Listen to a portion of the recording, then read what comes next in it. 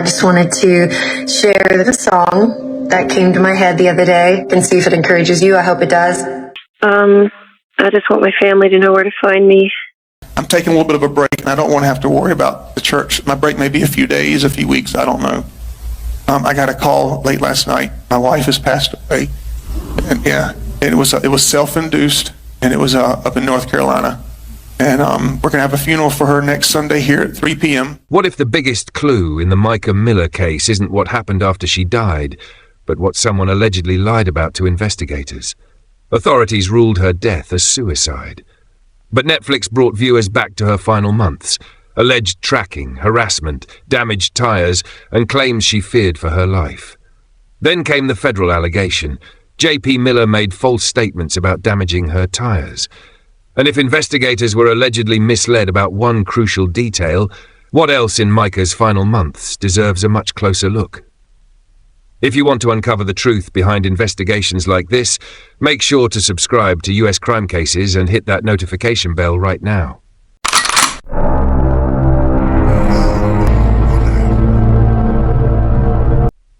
You know, when we look at this case, we have to start with the most shocking revelation that changed everything we thought we knew.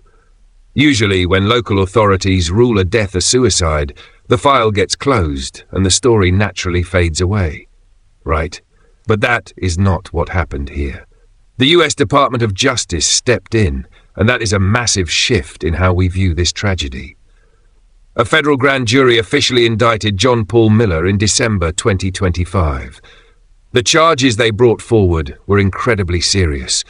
They hit him with cyberstalking and making false statements.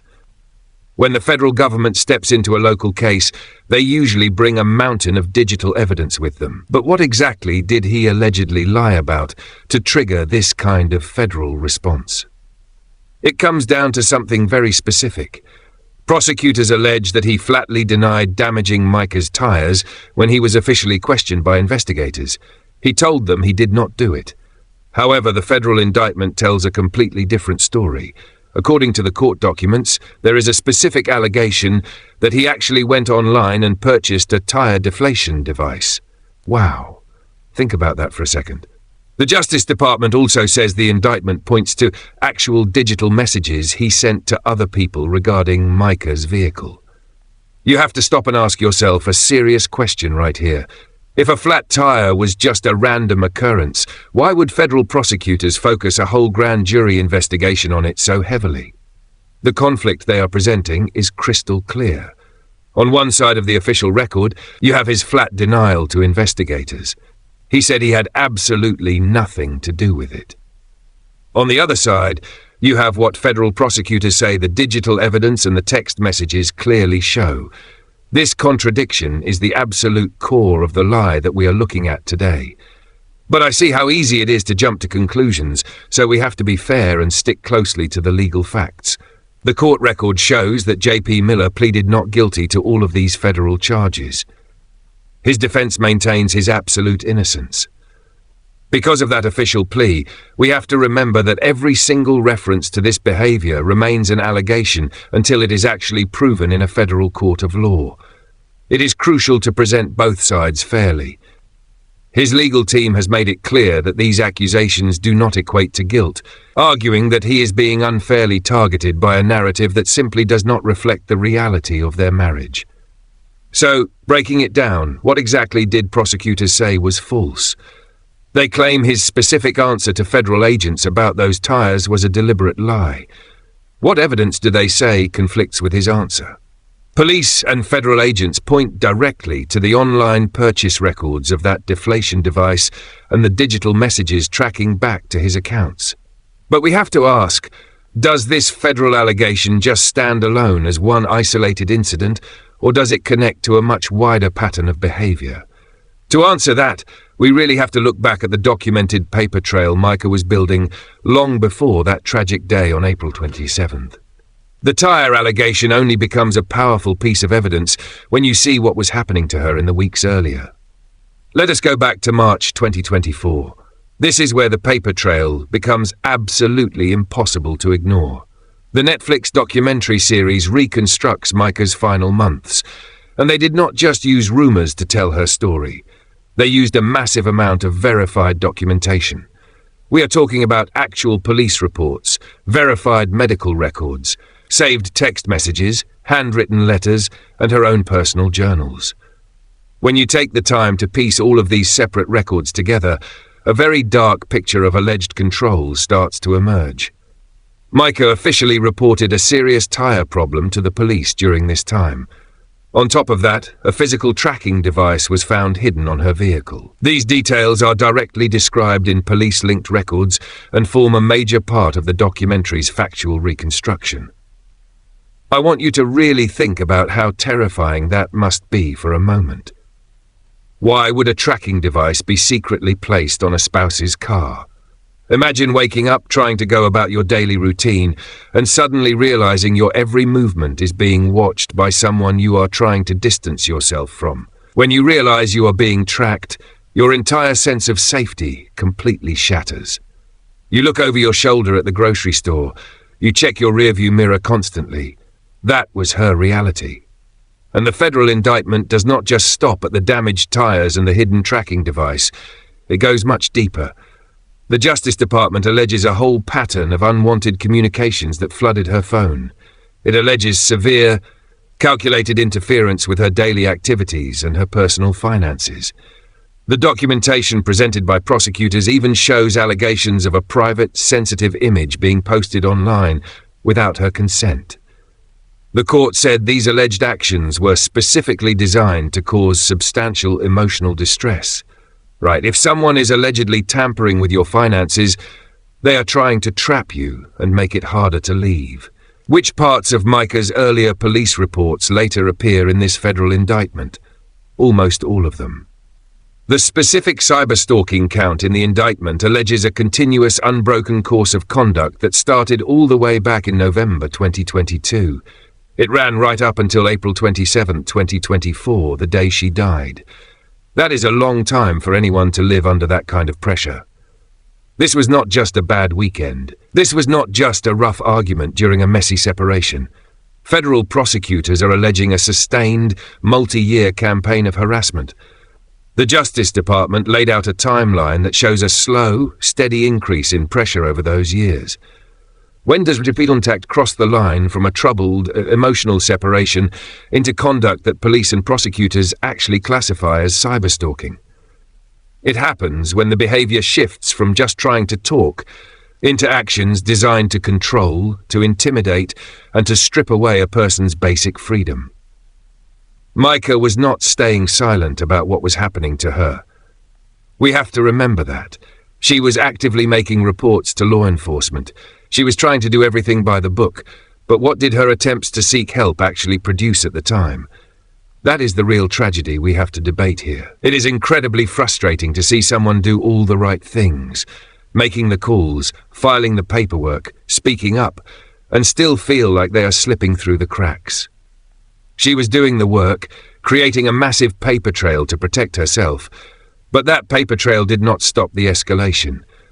The tracking device and the tire incident seemed like isolated reports at first, but they became incredibly important later because they matched exactly what the federal government was looking for to build their case. We are not dealing with internet rumors or wild social media gossip here. I see a lot of that online, but we have to tune it out. We are dealing with sworn federal indictments, official police reports, and documented physical tracking devices. The paper trail from March shows a severe, undeniable escalation in the alleged behavior. It moves from digital tracking to relentless repeated contact to physical vehicle interference and finally to crippling financial interference. By late April, this situation was no longer only about filing police reports and finding hidden trackers under a bumper. Mica was trying to make the separation final and legally binding, and the stakes were about to become incredibly tragic. To truly understand how this alleged web of control impacted her mental state and her final days, we have to look closely at her final actions. By late April, Mica was taking massive, definitive steps to actually change the course of her life. We really have to talk about her final 2 days, because the timing of these events matters more than almost anything else when you are trying to understand her mindset. When someone feels trapped, taking that first step toward the door is incredibly hard. According to the records that the Netflix documentary highlighted, Mica had officially retained an attorney. She was not just talking about leaving anymore. She had formally filed the legal paperwork to end her marriage. On April 25, 2024, the court records show that J.P. Miller was officially served with those divorce papers. That is a huge threshold to cross. You are making it real. You are putting it on the official record that you want out. Why did the exact timing of those divorce papers become so incredibly important to viewers, and more importantly, to Mica's family? Because she died exactly 2 days later on April 27th. Wow, that is a tight 48-hour window between taking the absolute biggest legal step to free herself and her tragic death. During this incredibly tense separation window, the friends and family members who were interviewed in the documentary described Mica as being very, very afraid. They explicitly said she was actively trying to get help and expressing deep, genuine concern for her own personal safety.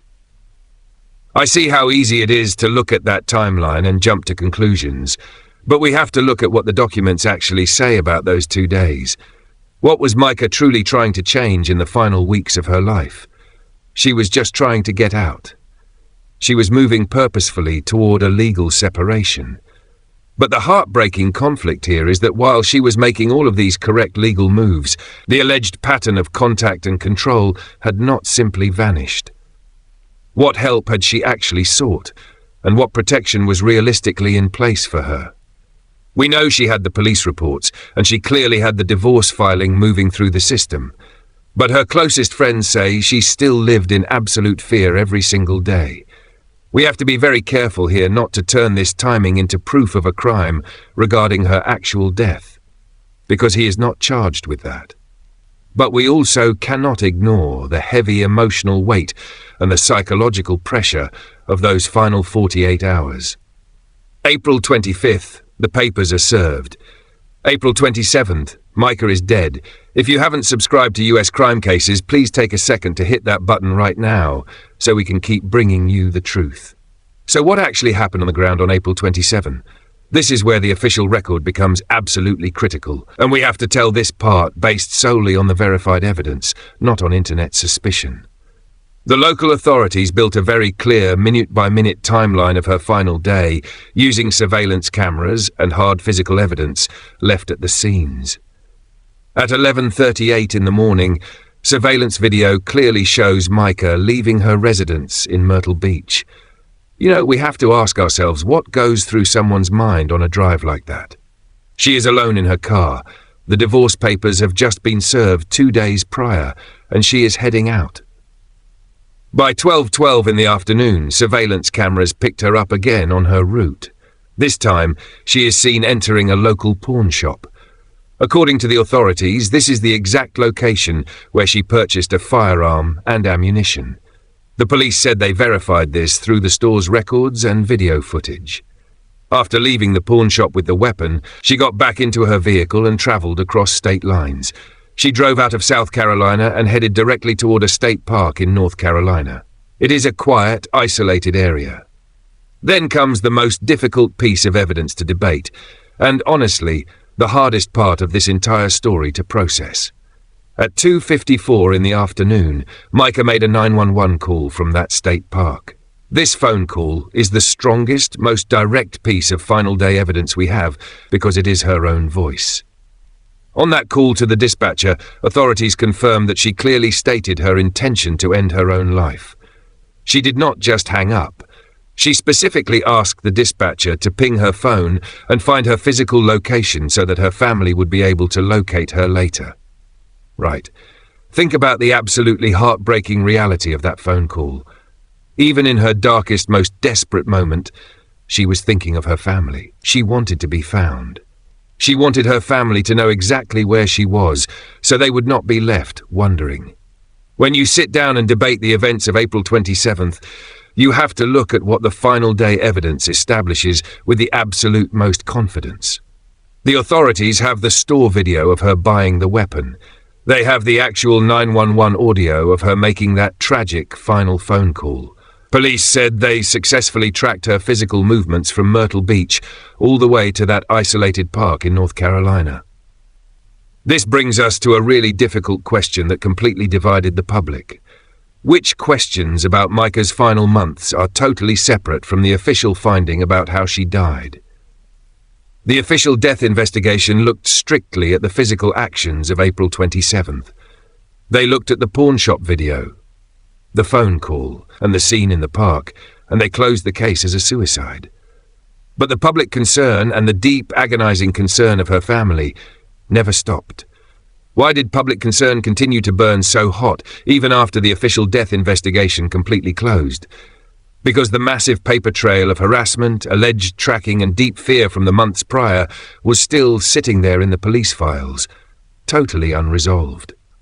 The final day evidence is incredibly strong, and the police said it shows us the exact physical steps she took on that Saturday. But that ruling absolutely did not erase the paper trail of the hidden tracking device, the vehicle damage, and the alleged stalking from the dark months before her death.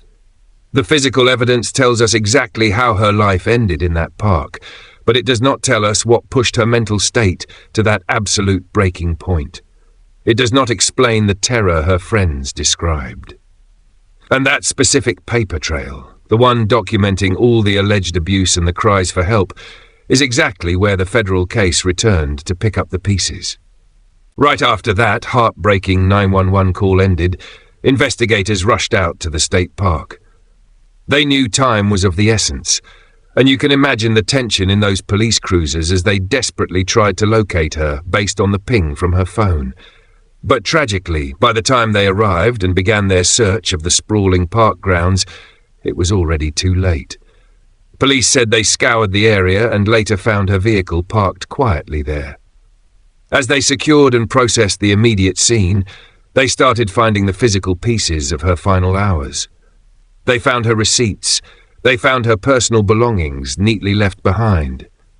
And worst of all, investigators confirmed that they tragically found the firearm. It is a devastating scene to picture. Based on the surveillance footage tracking her movements that day, the extensive interviews they conducted with people who knew her, the physical evidence meticulously gathered at the scene, and the definitive findings of the medical examiner, authorities officially ruled her death a suicide. Wow. I see how incredibly hard that is to hear, especially for a grieving family holding out desperate hope for a different explanation. But we have to stick strictly to the facts. This is the confirmed official finding of the Robeson County authorities.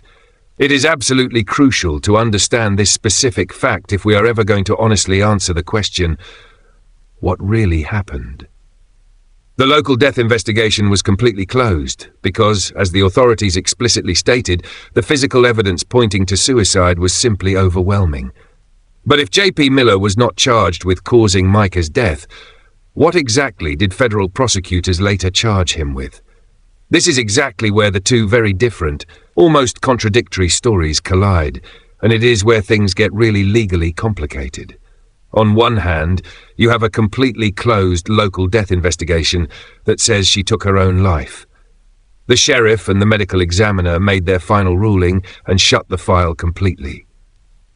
On the other hand, you have a massive, sweeping federal indictment that was handed down by the government in December 2025. The Justice Department stepped in, reviewed the history, and a federal grand jury formally indicted J.P. Miller on serious felony counts of cyberstalking and making false statements. The Justice Department alleges that the cyberstalking conduct was not just a brief, emotional lapse in judgment during a messy breakup, but ran for a very, very long time. Prosecutors said the alleged behavior started all the way back in November 2022 and ended exactly on the day she died in April 2024. Let us sit down and really talk about what those cyberstalking charges actually include, because the details are deeply unsettling to read. The Department of Justice specifically lists a relentless pattern of unwanted communications. They allege he was secretly tracking her movements, which perfectly lines up with the physical tracker that was actually found on her car earlier in the timeline. The federal indictment also alleges that he was actively interfering with her daily activities and her personal finances. If you want to control someone and make them feel like they have absolutely nowhere to run, going after their money and their daily routine is a highly effective way to do it. Furthermore, the court documents mention severe allegations of him posting a private sensitive image of her without her consent.